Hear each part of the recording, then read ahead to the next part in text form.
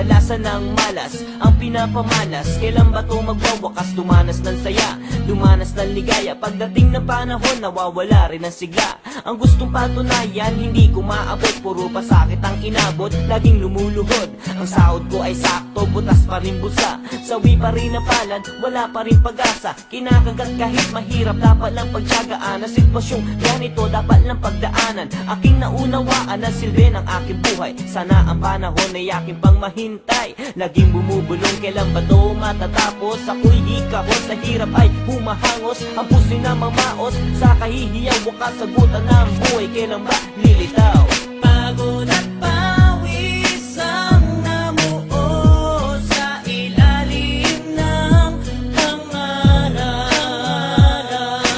Kahit ano pa ang panahon, kakayanin ang tadhana.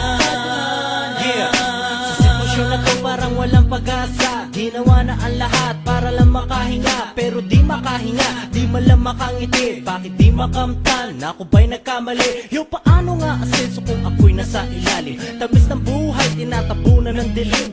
Nabuhay ako, nakapaligid ang asin. Nag-aabang ng himala, hanggang ngayon wala pa rin. Ayoko magtanong, pero gusto kong malaman kung swerte ko sa buhay aking pang mahahawakan, maabutan.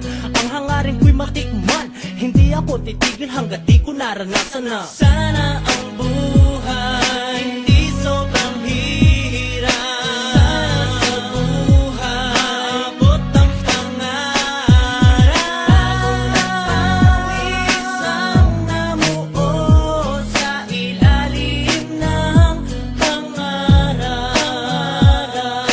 Kahit ano pa ang panahon, kakayanin ang tadhana. Ang dami kong gusto sabihin, pero ang hirap ilabas. Ang bigat ng nararamdaman, gusto ko nang tumakas.